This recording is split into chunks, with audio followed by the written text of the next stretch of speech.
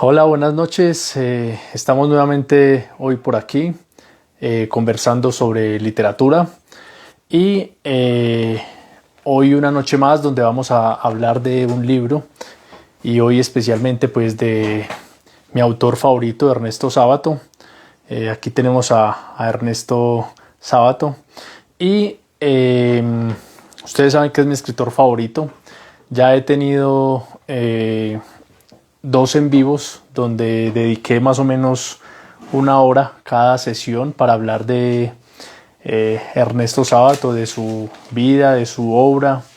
Y bueno, hoy vamos a hablar, hoy hablaré acerca de un libro, su primer novela, El túnel, ¿sí?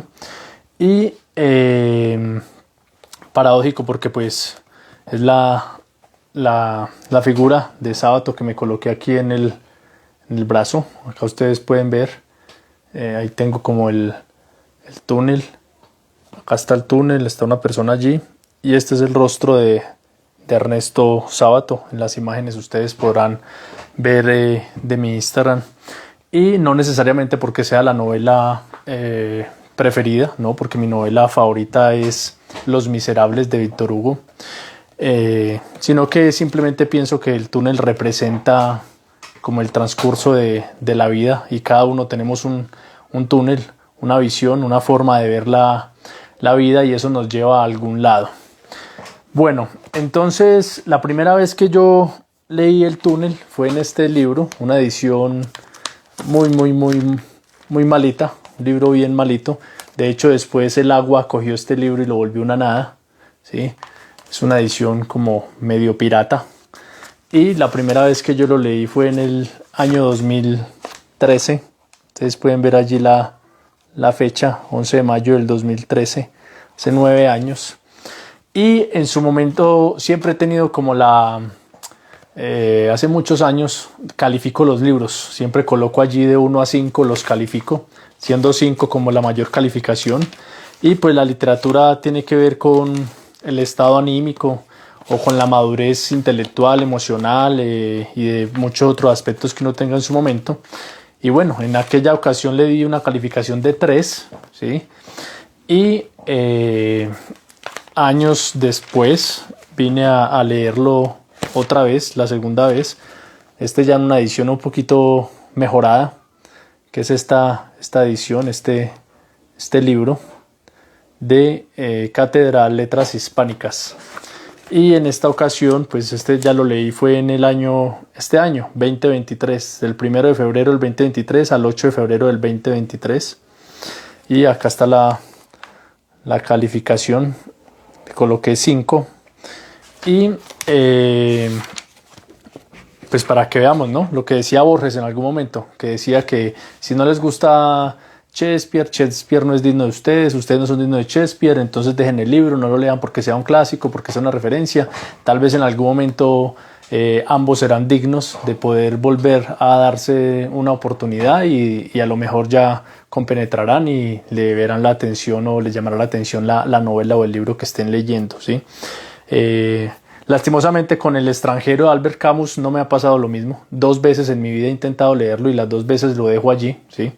Y con una época bastante amplia entre la primera fecha y la segunda fecha y no me ha calado. Seguramente en algún momento podrá que me llame la atención, esperemos a ver. Bueno, en cuanto al libro El túnel, este fue la primera novela de Ernesto Sábato. Él en un viaje a París, en Francia, iba en tren, ¿sí? De un lado al otro, por Italia, Francia, y compró una máquina de escribir y allí hizo sus primeros borradores de lo que sería su novela El túnel, ¿sí? Y esto fue en el año 1948 que salió publicada su primer novela. Recordemos que él dejó el mundo racional, el mundo de la ciencia, y se volvió un literato del mundo irracional. Tuvo bastantes críticas, ¿sí? Porque es dejar el mundo de lo perfecto, entre comillas, de lo racional, de la lógica, para un mundo irracional, para un mundo del existencialismo. Y en su momento Sábato era muy amigo de Bioy Cáceres y de la esposa de el que escribió el libro La invención de Morel, que también lo leí, no me gustó mucho. y trató de hablar con ellos para que pues, le ayudaran a publicar el libro. No había los recursos económicos y entonces lo que pasó fue que hubo una persona que más adelante financiaría la publicación de este libro, pero antes de esto Ernesto Sábato estaba buscando como una editorial, alguien que pudiera confiar en él y pudiera publicar su primer novela, y un editor muy importante, sí, de una editorial, le dijo que eso era un chiste, que quién iba a pensar que un físico podría escribir una novela. Y pues evidentemente esto golpeó a Ernesto Sábato, sí, y de hecho él le pasó los primeros borradores a Bioy Cáceres, y este le pasó los borradores con muchos tachones rojos, ¿sí? Con muchas recomendaciones, y pues tiempo después Bioy Cáceres se dio cuenta que tal vez Sábato iba a esperar que lo llenara fuera de elogios los borradores de la novela. Entonces, ¿esto para qué? Para ver el camino, ¿sí? Al éxito, al camino a las cosas. No siempre desde su primera producción las cosas vienen ya con el éxito que esperamos, y suele pasar mucho en la vida, ¿no? Cuando, por ejemplo, por colocar un ejemplo, Karol G, esta cantante colombiana de reggaetón, ¿sí? Ya llega a la fama, y los jóvenes, los adolescentes en la actualidad suelen ver por televisión a esta mujer famosa y demás, y piensan que esta mujer ya nació con la fama, nació con el dinero y reconocida. Y a veces uno ve por ahí videos cuando empezó Karol G, ¿no? Que no era conocida, en una habitación grabando con un celular. Todos los años que tienen que pasar, todos los esfuerzos, todas las cosas que tiene que pasar una persona para poder llegar al éxito por regla general, ¿sí? La excepción es los que tengan la fortuna o la suerte de nacer dentro de una familia con mucho dinero, o porque X o Y circunstancia no tuvieron que pasar diferentes dificultades o años de esfuerzo, de disciplina, de borrón y cuenta nueva para lograr el éxito. Entonces eso también para que lo tengamos en cuenta, especialmente con los jóvenes en la actualidad, porque es muy fácil ver el éxito ya en su parte final, pero ir y ahondar de ahí para atrás, cuánto tuvo que recorrer la persona para alcanzar algo. Entonces eso pasó con Ernesto Sábato. Tuvo un disgusto con Bioy Cáceres como por este tema. Otras personas dicen que han escrito estos libros sobre Sábato que aparentemente en el medio estuvo Matilde, que era la esposa de Sábato, que de pronto como un lío de tal vez de celos o algo así de Bioy Cáceres con Matilde. Bueno, hay muchas especulaciones alrededor, pero finalmente pues bueno, este editor no le dijo esto a Sábato. Entonces otra persona financió la producción de este libro, y como 3-4 años después llegaría a manos de Albert Camus, ¿sí? Del Premio Nobel de Literatura francés del extranjero, la novela del túnel, y él le enviaría una carta a Ernesto Sábato elogiando la novela, su intensidad, elogiando esta novela como tal, y eso sería las puertas para que la novela entrara a Francia y en ese mundo de la literatura. Y quienes amamos la literatura y demás sabemos que Francia es por excelencia, por antonomasia, como el referente de la literatura y de lo que siempre ha sido pues el paso de escritores icónicos en el mundo. Y de hecho, si no me equivoco, es el país donde más premios Nobel de literatura ha producido. Entonces siempre Francia ha sido como el estandarte de lo que es la literatura y demás. Y Albert Camus elogió esta novela, pero sería unos 3 o 4 años aproximadamente después que se publicaría en Francia. Por esta época murió el padre de Ernesto Sábato, ¿sí? Francesco, y a causa de cáncer, ¿sí? Y bueno, posteriormente ya vamos a hablar acerca de la novela. Voy a dar mis impresiones, vamos a leer algunos apartes de la novela, voy a dimensionarlo como en los personajes de la novela y cómo son los rasgos de cada uno de los personajes de la novela. Aquí en la parte de la carátula de la novela vamos a ver algo bien importante, que es un cuadro, ¿sí? Y ese cuadro está titulado La maternidad. ¿Y por qué la maternidad? Es un cuadro porque en esta historia los personajes vamos a identificarlos de la siguiente manera. Juan Pablo Castel, un pintor, ¿sí? Es un pintor.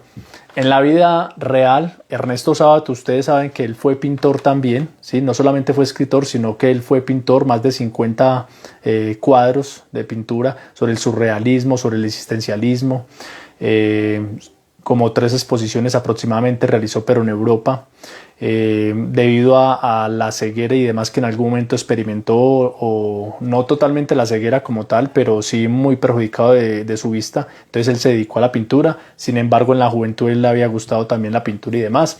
Entonces este escritor es el personaje de esta novela, es un pintor. Entonces vemos cómo se asemeja a lo que en la vida real era Ernesto Sábato, que también era un pintor. Entonces, Juan Pablo Castel, un pintor. ¿Cómo era la personalidad de Juan Pablo Castel? Era ambivalente, ¿sí? Entre la esperanza y la desesperanza, entre el bien y el mal, entre rasgos de lo uno y de lo otro, tal como el libro de Robert Louis Stevenson, ¿no? Dr. Jekyll y Mr. Hyde, como la representación del bien y del mal.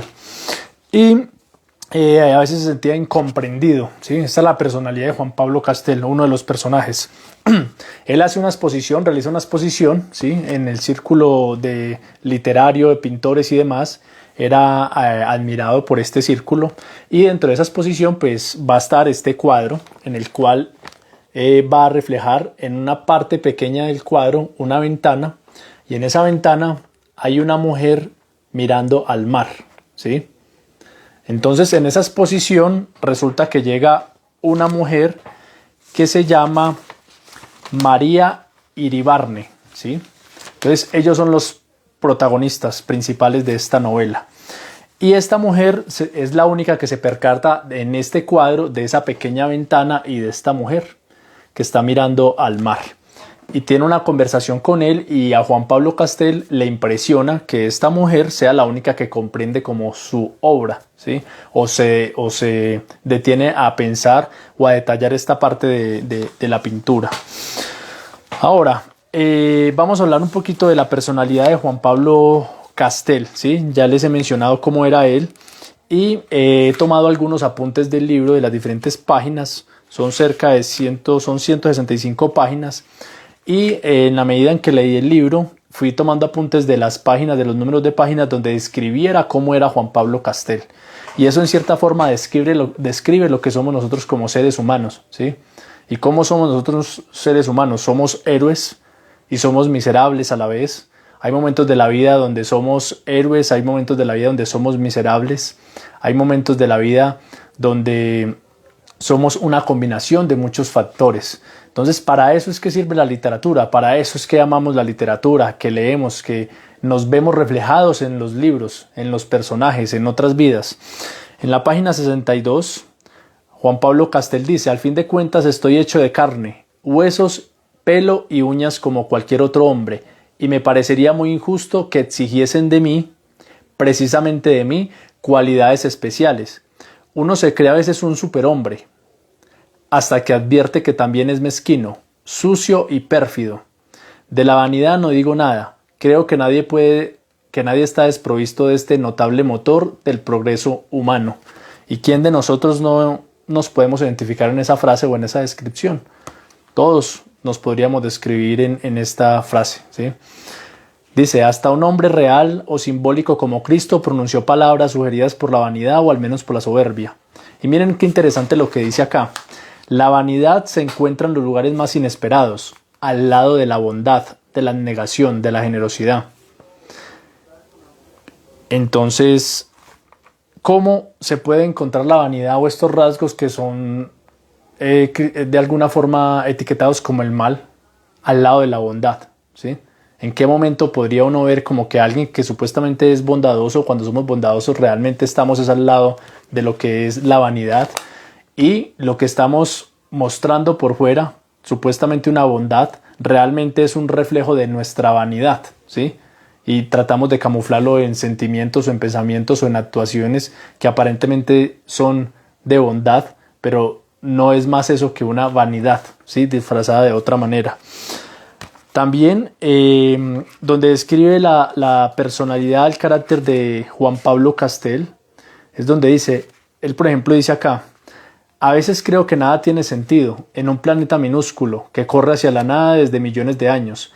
Nacemos en medio de dolores, crecemos, luchamos, nos enfermamos, sufrimos, hacemos sufrir, gritamos, morimos, mueren y otros están naciendo para volver a empezar la comedia inútil. Y pues uno piensa allí en estas circunstancias. Nadie quiere experimentar dolores, nadie quiere experimentar sufrimientos, estas luchas, enfermedades, pero realmente si uno no experimenta estos sentimientos, no puede saber qué es la felicidad o cuál es el otro lado de la moneda, ¿cierto? Si estuviéramos en un constante flujo de felicidad, llega un momento donde eso ya va a dejar de ser felicidad y se va a volver una rutina y va a dejar de tener ese éxtasis, ¿sí? Entonces por eso en la vida es importante tener esos dos contrasentidos, ¿sí? Poder experimentar el sabor de lo dulce, ¿sí? De lo amargo para saber qué es lo dulce cuando lo probamos, ¿sí? De la lucha, del esfuerzo para cuando logramos un éxito, poder ver todo lo que recorrimos y el esfuerzo que se hizo, ¿sí? Es algo que desde el punto de vista racional uno lo analiza y uno dice, esa es la transformación, como el oro, como las esmeraldas, como esos procesos, pero en la práctica es muy difícil asimilar eso, ¿no?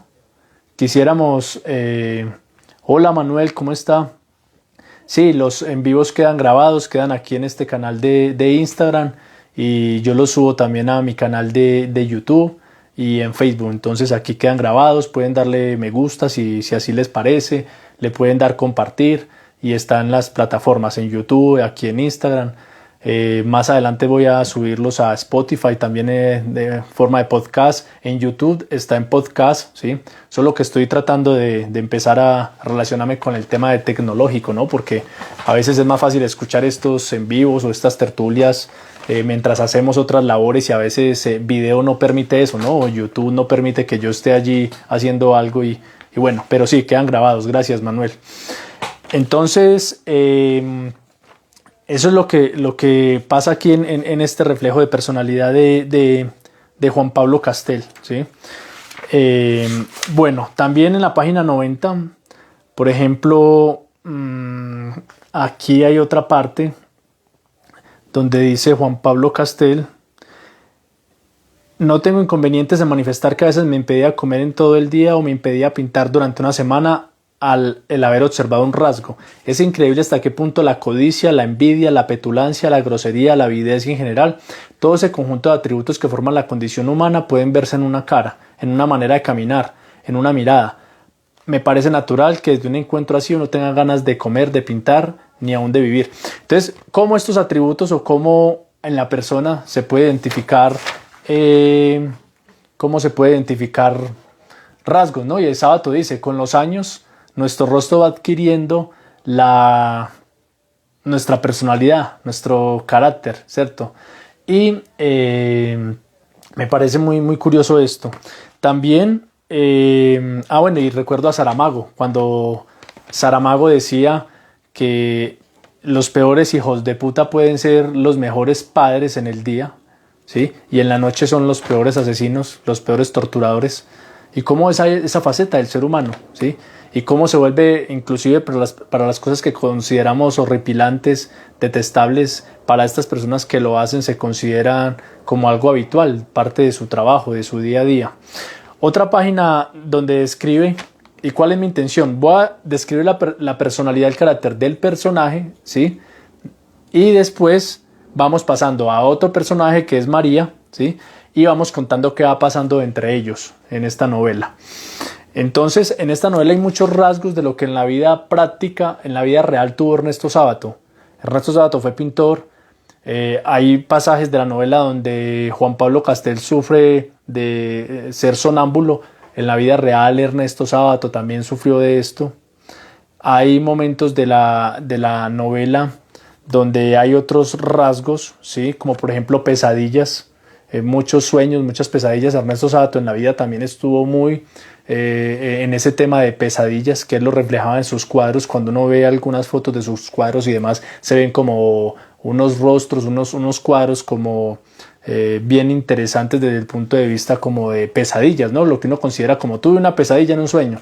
Entonces eso se va como compenetrando entre una cosa y la otra. También en la página 98 del libro, Juan Pablo Castel dice lo siguiente: yo me pregunto por qué la realidad ha de ser simple. Mi experiencia me ha enseñado que por el contrario, casi nunca lo es, y que cuando hay algo que parece extraordinariamente claro, una acción que al parecer obedece a una causa sencilla, casi siempre hay debajo móviles más complejos. Un ejemplo de todos los días: la gente da limosnas. En general, se considera que es más generosa y mejor que la gente que no las da. Me permitiré tratar con el mayor desdén esta teoría simplista. Cualquiera sabe que no se resuelve el problema de un mendigo auténtico con un peso o un pedazo de pan. Solamente se resuelve el problema psicológico del señor que compra así, por casi nada, su tranquilidad espiritual y su título de generoso. Júzguese hasta qué punto esa gente es mezquina cuando no se decide a gastar más de un peso por día para asegurar su tranquilidad espiritual y la idea reconfortante y vanidosa de su bondad. Cuánta más pureza de espíritu y cuánto más valor se requiere para sobrellevar la existencia de la miseria humana sin esta hipócrita y usuaria operación.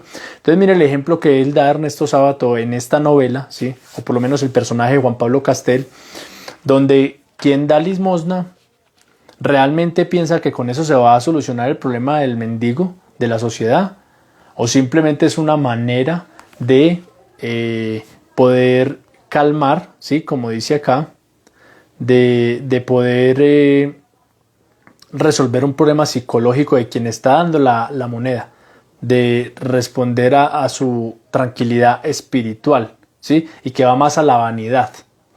Recuerdo que en algún momento leí una frase donde un padre le dice a un hijo como mira, le vamos a comprar a esa persona de allá tal cosa. Y el niño le dice, papá, pero eso no lo necesitamos. Entonces, ¿por qué le vamos a comprar eso? ¿Por qué no es más fácil darle el dinero y no llevar ese producto que no lo necesitamos? Y el padre le dice, hijo, es una limosna, entre comillas, disfrazada de dignidad, ¿sí? Porque eso hacerle sentir a esa persona que su trabajo vale, ¿sí? De que no se le está dando el dinero o una limosna porque sí, sino hacerle sentir que su trabajo vale y que alguien aprecia las cosas que hace. ¿Sí? También por aquí hay otro rasgo de Juan Pablo Castel y una frase muy muy importante y muy vista en redes sociales, ¿sí? En la página 100, casi faltando 5 días para cumplir los 100 años, Ernesto Sábato falleció, ¿sí? En el año 2011, si no recuerdo mal en este momento, pero faltaban 5 días para que él cumpliera 100 años. En la página 100 de este libro, del túnel, dice, es curioso, pero vivir consiste en construir futuros recuerdos. Qué frase tan bella. Vivir consiste en construir futuros recuerdos. ¿Qué hacemos hoy que quisiéramos recordar mañana, dentro de 10 años, dentro de 15 años? ¿Sí? ¿Y cómo dejamos huella para recordar eso? Algunos lo hacen a través de la pintura, otros de la literatura, la fotografía. Otros ven ese construir un futuro recuerdo, es en sus hijos, en la familia, otros en los títulos profesionales. Entonces, pensemos en eso. Vivir consiste en construir futuros recuerdos. ¿Qué estamos construyendo hoy? ¿Sí? Que quisiéramos recordar mañana. Ahora mismo, aquí frente al mar, sé que estoy preparando recuerdos minuciosos que alguna vez me traerán la melancolía y la desesperanza. Entonces eso fue una carta que se cruzaron entre María y Juan Pablo Castel. María le escribe esto a Juan Pablo Castel, le envía esa carta desde la estancia donde ella solía ir a visitar a un primo, ¿sí? Entonces los personajes principales, Juan Pablo Castel, María yo miro el apellido acá, Iribarne, ¿sí? Iribarne. Allende, que es el esposo de María Iribarne, Hunter, que era el primo de María, y esos son como los personajes, podríamos decir, principales de la novela. Ella se solía retirar como a decir a una finca y allá estaba el mar. Entonces le escribió esa carta a Juan Pablo Castel y con esta frase tan linda que vemos en redes sociales. También en la página 117 dice lo siguiente. Esta frase me encanta de este libro. ¿Cuántas veces esta maldita división de mi conciencia ha sido culpable de hechos atroces? Mientras una parte me lleva a tomar una hermosa actitud, la otra denuncia el fraude, la hipocresía y la falsa generosidad. Mientras una me lleva a insultar a un ser humano, la otra se conduele de él y me acusa a mí mismo de lo que denuncio en los otros. Mientras una me hace ver la belleza del mundo, la otra me señala su fealdad y la ridiculez de todo sentimiento de felicidad.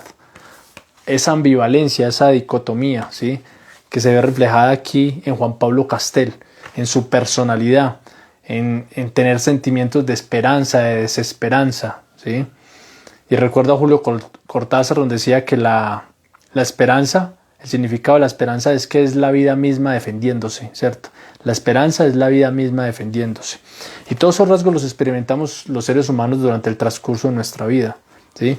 Esa ambivalencia que experimenta Juan Pablo Castel, donde ve una hermosura, una parte hermosa de la vida, pero por otro lado ve el fraude, la hipocresía, por otro lado se ve la fealdad y la ridiculez de algunas situaciones de la humanidad. Y eso lo experimentamos todos. Bueno, finalmente por aquí otro rasgo de personalidad. En la página 135 dice: no tenemos derecho a pensar en nosotros solos. El mundo es muy complicado. La felicidad está rodeada de dolor, ¿sí? Entonces recuerdo a Mario Benedetti cuando decía, no sé si a ratos soy una persona feliz con momentos tristes, algo así, parafraseando, o no sé si soy una persona triste con momentos de felicidad, ¿sí? Entonces me llama mucho la atención esa frase. ¿Somos personas felices con momentos de tristeza o somos personas tristes con momentos de felicidad? ¿Sí? ¿Cuál prima más o cuál prima del uno al otro? Y finalmente en la página 64 se menciona lo siguiente: me anima la débil esperanza de que alguna persona llegue a entenderme, dice Juan Pablo Castel, este pintor. ¿Y quién llega a entenderle? María Iribarne, ¿sí? Siempre tengo que mirar ese apellido acá 20.000 veces porque qué apellido tan raro. Iribarne, ella es la que llega a entender su obra, su pintura en la exposición. Entonces dice: me anima la débil esperanza de que alguna persona llegue a entenderme, aunque sea una sola persona. Existió una persona que podría entenderme, pero fue precisamente la persona que maté. Entonces, ¿cuál es la trama de la novela? Juan Pablo Castel está desde la cárcel y él está narrando lo que sucedió, lo que pasó, cómo llegó a asesinar a la mujer que amaba, a María Iribarne, ¿sí? Cómo fue la historia de estos dos, y empieza a relatar todo, ¿sí? Entonces eso es lo que nos cuenta esta historia, una historia de celopatía, una historia de tal vez considerada por algunos críticos como el personaje de Juan Pablo Castel de esquizofrenia, una historia de amor, tal vez de diferentes formas de amar, ¿sí? María Iribarne en algún momento, ella sale corriendo de la exposición y Juan Pablo Castel dura varios días buscando a María Iribarne y la encuentra y demás. Un día se da cuenta que ella vive en X lugar y justo Juan Pablo Castel va a esa casa y le abre la puerta a Allende, ¿sí? ¿Y quién era Allende?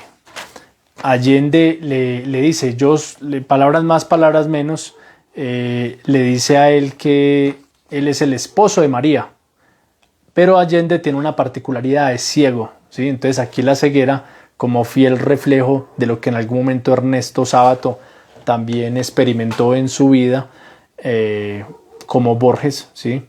Tal vez no totalmente como en el caso de Borges, ¿sí? Pero que no podía escribir, no podía ya leer, y pues imagínense eso para un escritor, lo que significa no poder leer, no poder escribir.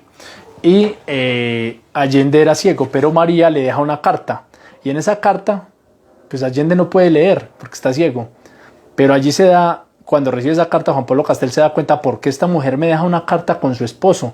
Es una mujer casada. Y en la carta cuando la abre, María le dice, yo también como te extraño. ¿Sí? Entonces mire esta particularidad de los seres humanos. Entonces, sigamos con esto acá. En cuanto a Juan Pablo Castel. Después, la página 119, 119, dice, generalmente esta sensación de estar solo en el mundo aparece mezclada a un orgullo sentimiento de superioridad.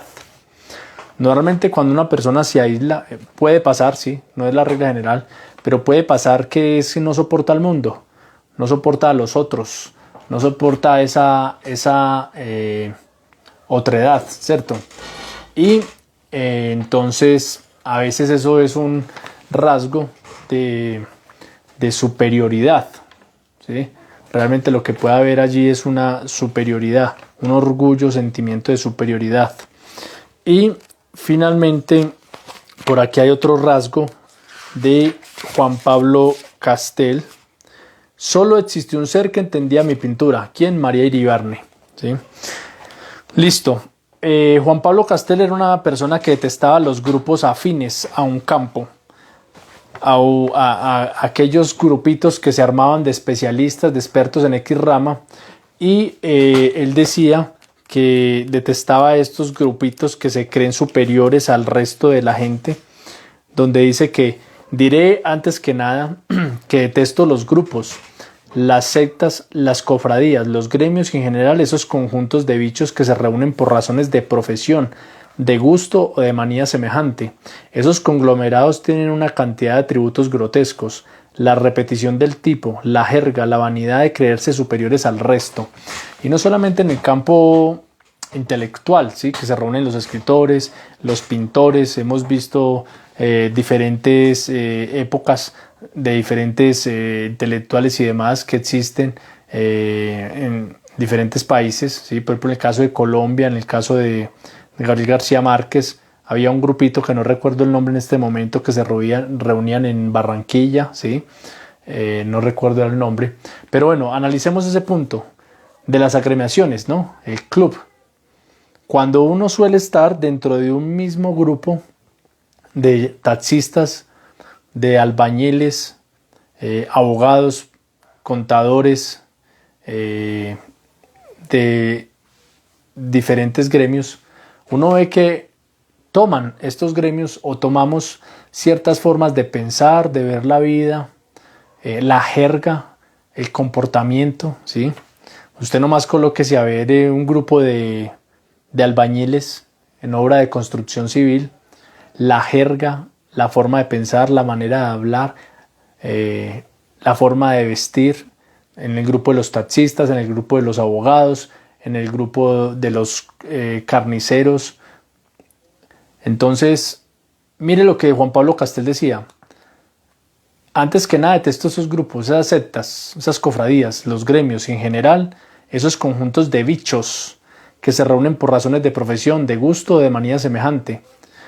O cuando van al club, ¿no? El club de las personas de alto estrato socioeconómico. ¿Cómo son las mujeres que van allí? ¿Cómo son los hombres? ¿Cómo es la manera de hablar? ¿Sí? La forma cachaca, la forma de diparada, como decimos aquí en Colombia. ¿Sí? Entonces, dice, esos conglomerados tienen una cantidad de atributos grotescos. La repetición del tipo, la jerga, la vanidad de creerse superiores al resto. Y aquí, ¿cuál es la reflexión? O sea, cuando leemos, como decía Kafka, la literatura debe ser como un hacha que rompe el témpano de hielo, que es nuestro cerebro, nosotros, y debemos reflexionar. No es bueno pasar solamente en determinados grupos, ¿sí? En determinadas cofradías, en determinadas sectas, en determinados gremios, ¿sí? Debemos, como decía Mario Mendoza, el escritor colombiano, debemos untarnos de todos, de todas las personas, para aprender a ver las diferentes circunstancias, para aprender a ver las diferentes formas de pensar, de ver la vida, ¿sí? Uno de los peores errores que podemos tener es no salir de nuestro círculo, de nuestro entorno, ¿sí? Alguien que vive en estrato 6, en estrato 7, y solamente está dentro de ese término allí, de vez en cuando debería ir al sur de Bogotá, a un barrio marginal, a la periferia, ver cómo vive la otra gente, entrar a un mercado, ¿sí? Entiendo que hay muchas situaciones, hay muchos aspectos que genera la tranquilidad, por ejemplo, de un barrio residencial a un barrio popular. Si yo, por ejemplo, necesito concentración, si yo necesito trabajar, si yo estoy haciendo este en vivo, esta tertulia, necesito tranquilidad, silencio, ¿cierto? Tal vez haber un lugar que me produce más silencio que otro, ¿cierto? Entonces, hay cosas buenas y demás, pero eso no significa que no debamos untarnos de todo para entender diferentes situaciones de la vida y salir de nuestros mundos, porque pensamos que el mundo es solamente mi mundo, ¿sí? Y no es así. Bueno, y ya también por aquí en la página 119, 165, se menciona, bueno, también el significado de un rostro, lo que hablábamos ahora, lo que hablaba ahora. Por aquí, me gusta mucho esta frase.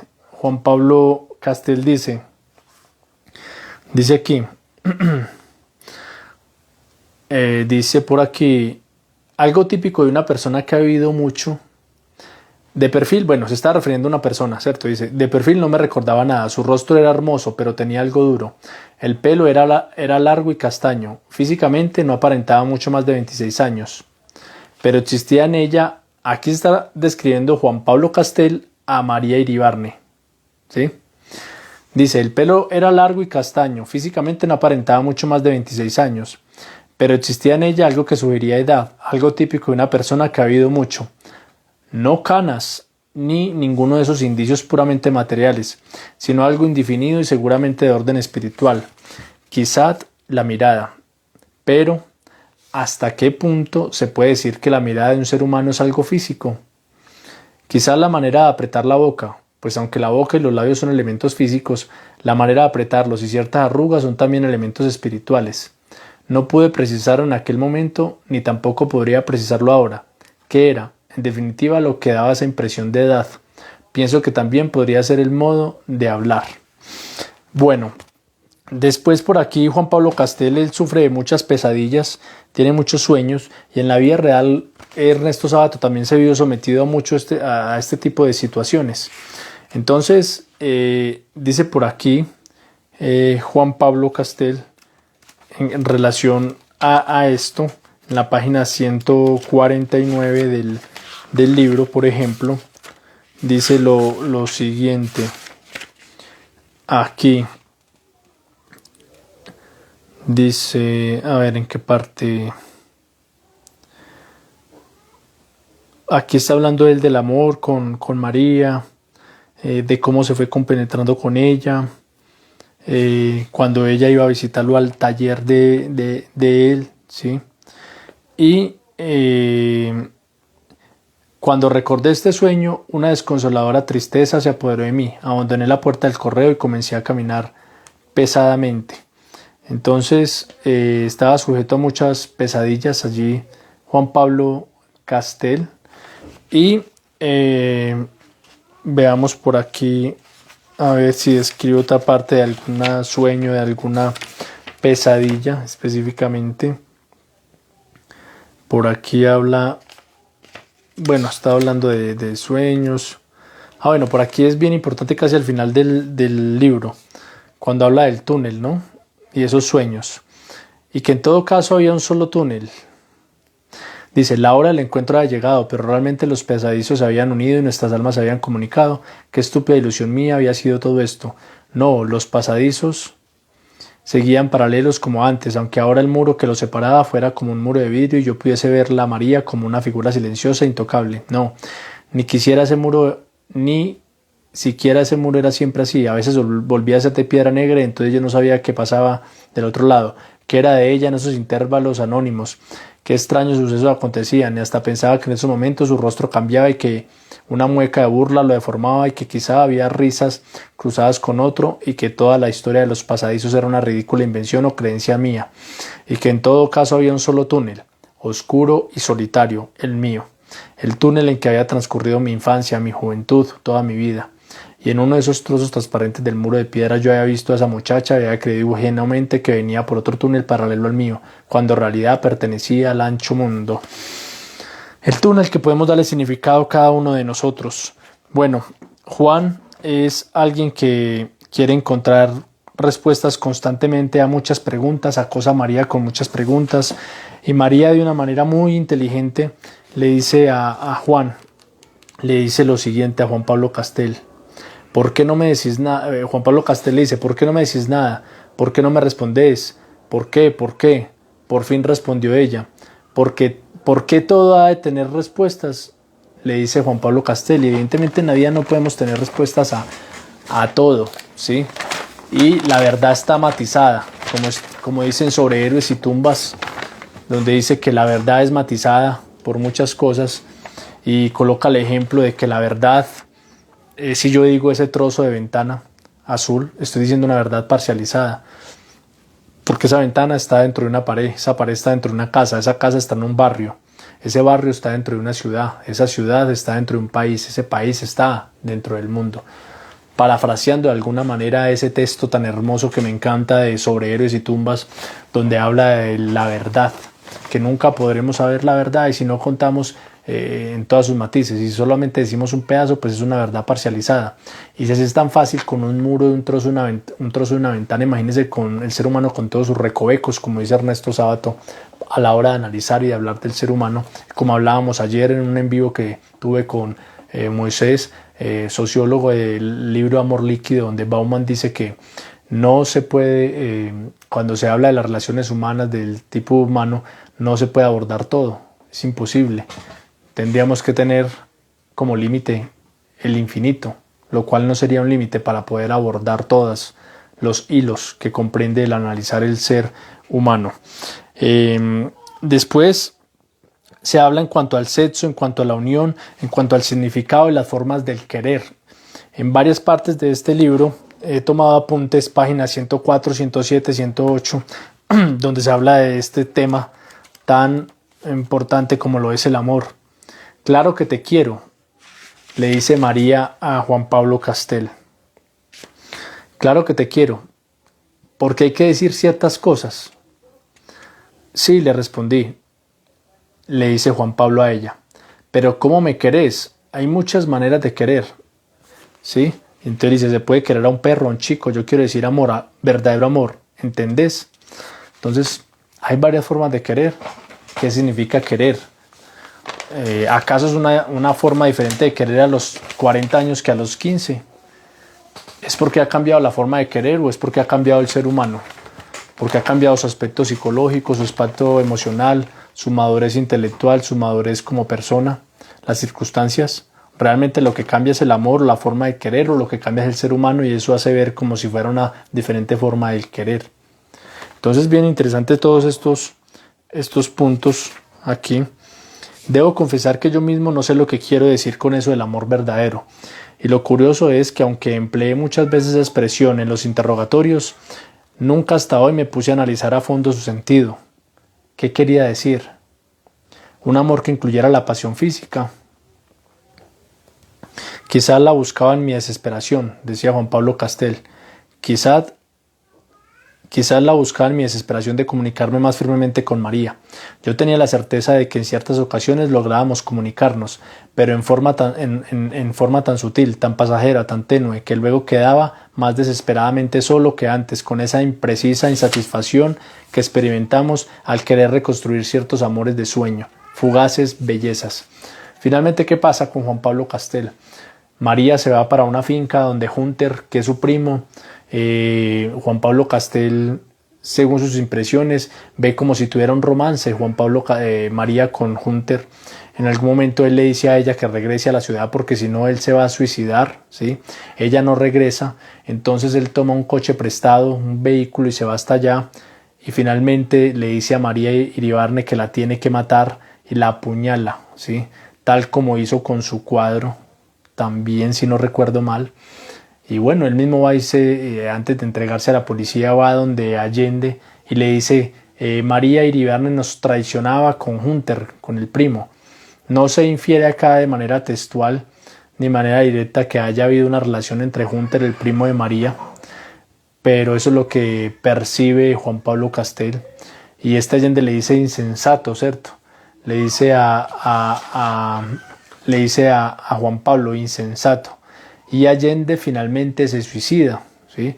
Ernesto Sábato en su vida también estuvo tentado a suicidarse en algunas ocasiones, ¿sí? Con un amigo le propuso en Francia, si no me recuerdo mal, suicidarse. Sábato por X o Y impulso no lo hizo. Ese amigo posteriormente sí se suicidó, me parece que, si no recuerdo mal, se tiró a un río, ¿sí? Entonces acá vemos a Allende cómo se suicidó, cómo Juan Pablo Castel va y le cuenta a él que ha asesinado a María, y Allende le dice insensato, ¿sí? Y se entrega en la comisaría. Bueno, ya vamos a ir finalizando este en vivo.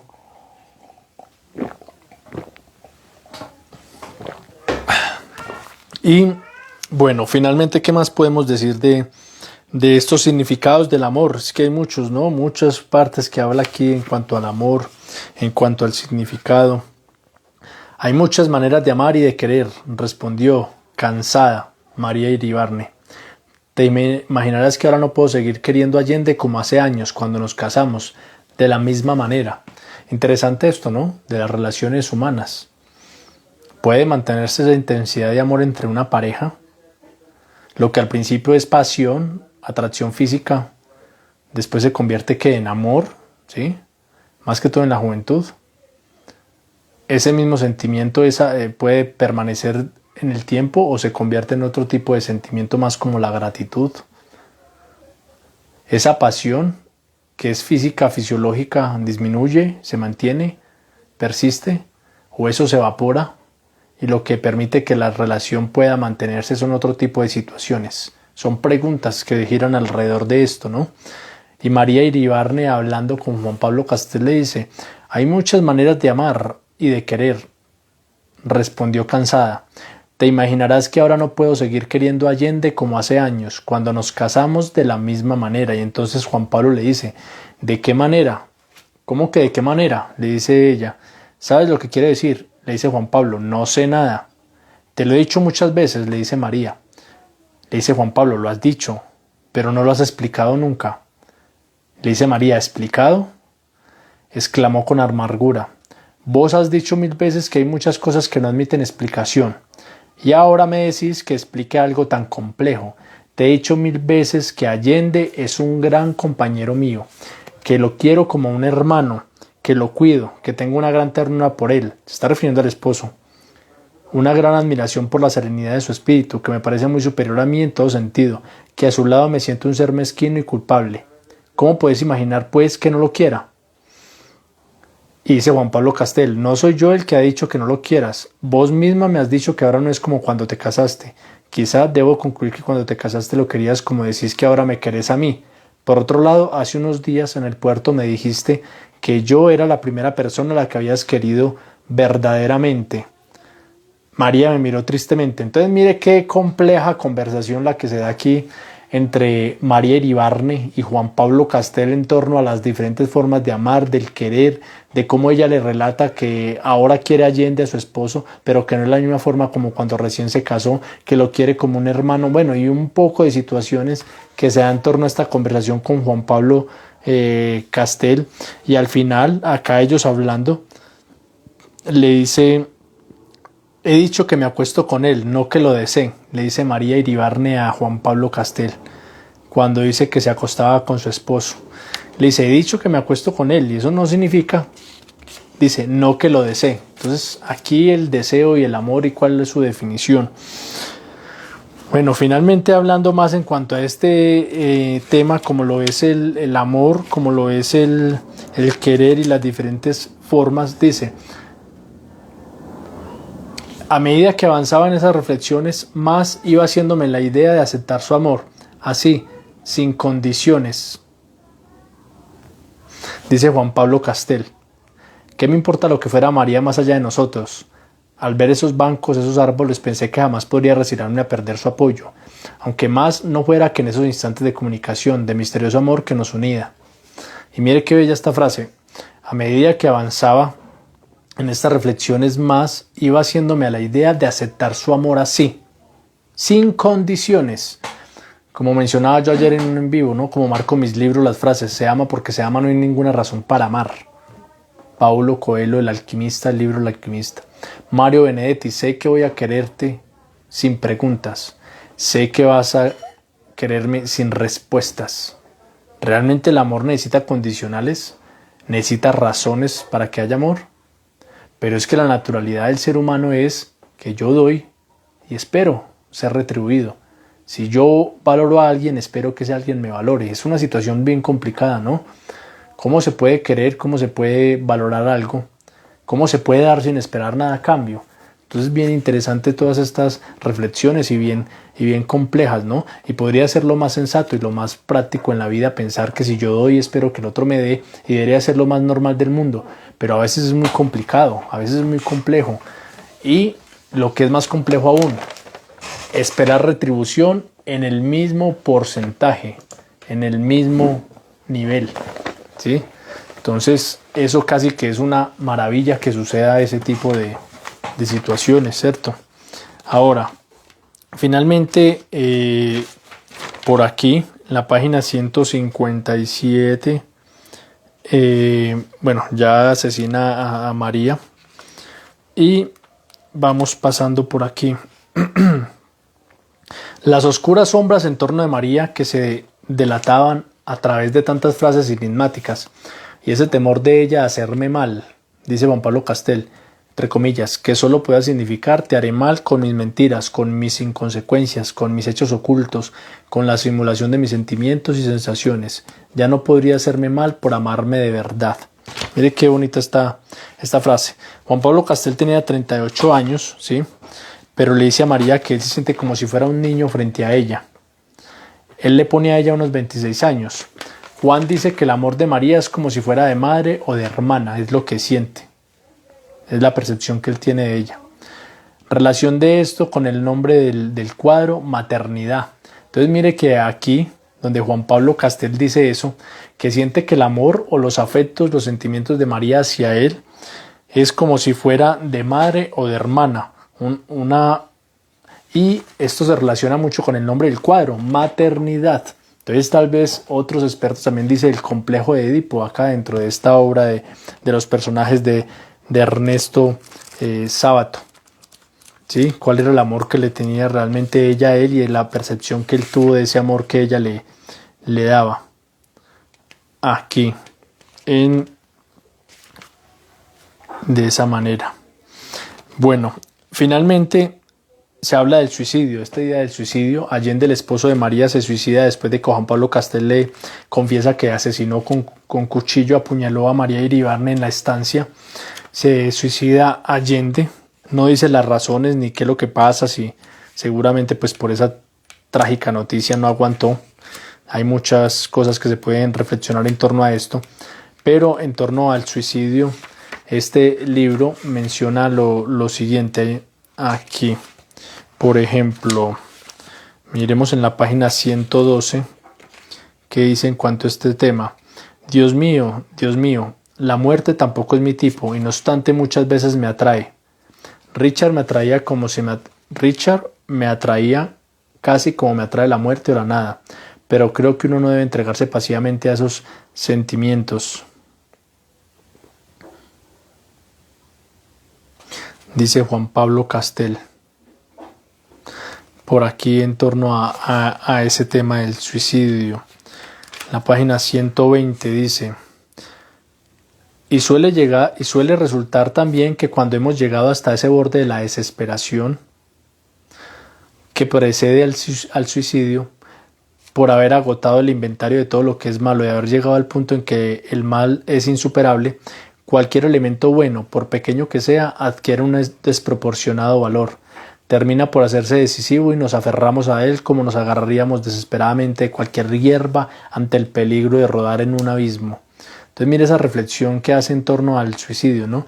Que previo a ese momento de tal vez cometer ese acto puede resultar un momento, un recuerdo, algo que permite que se pueda aferrar a la vida. Y tal vez el suicidio, ¿cuál es el pensamiento? ¿Es una manera de ser cobarde en cuanto a enfrentar la vida? ¿O se necesita valentía para acudir al suicidio? O tal vez es un estado irracional, ¿sí? Habrán personas que se suicidan de manera racional, sin algún tema de depresión, sin algún tema de tristeza profunda, sin algún tema mental.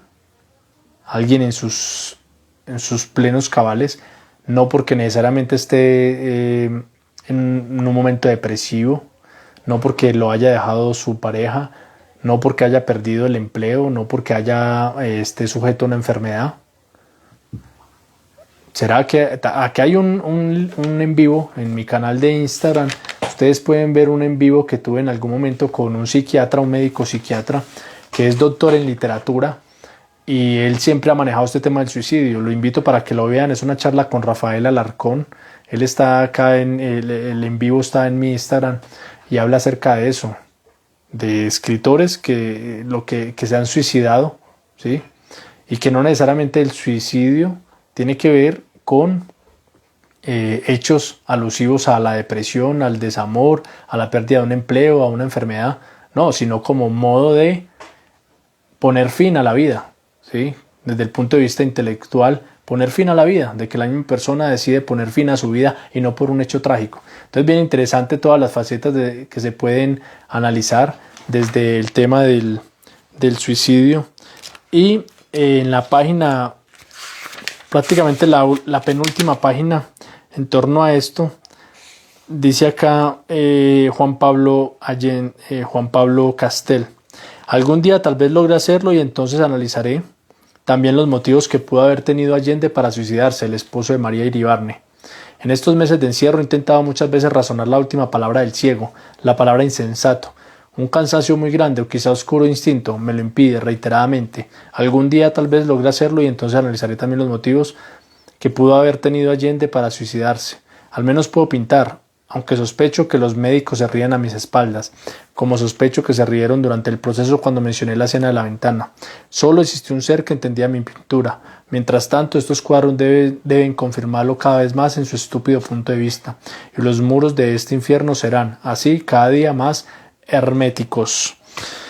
Bueno, finalmente eso es como lo que podemos hablar en cuanto a este tema, marcado por la celopatía. En la página 113 describe este tema de Juan Pablo Castel, ¿sí? Donde dice: las peores cosas de María las imaginaba precisamente con esas sombras anónimas. Me torturaba y aún hoy me tortura una palabra que se escapó de sus labios en un momento de placer físico. También habla de la originalidad en este libro. Dice que ser original en cierta forma es mostrar a los demás su mediocridad. Muy interesante esto, ¿no? Cuando dices que alguien es original, pues también es una forma de mostrar la mediocridad de los demás. Fíjate que ser original es en cierto modo estar poniendo de manifiesto la mediocridad de los demás, lo que me parece de gusto muy dudoso. Entonces, cuando alguien es original es porque es diferente a los otros, pero también es un espejo, un reflejo para mostrar que los demás son mediocres en cierta forma. Y hay un paralelo entre la felicidad y el dolor, ¿sí? En la página 135, donde por ejemplo dice lo siguiente: no tenemos derecho a pensar en nosotros solos, el mundo es muy complicado, la felicidad está rodeada de dolor. Y básicamente eso es lo que les quería compartir en tertulia el día de hoy en cuanto el libro El túnel, ¿sí? Y creo que dejamos de esa manera esta tertulia el día de hoy. Muchas gracias por haberse conectado. Por favor, no olviden darle me gusta, darle compartir a este video. Espero que les haya gustado, que puedan ir a leer el libro El túnel, analizarlo y sacar sus propias conclusiones. No olviden suscribirse al canal de YouTube de Rigorífico Poesía y compartir estos videos. Una feliz noche, que pasen bien.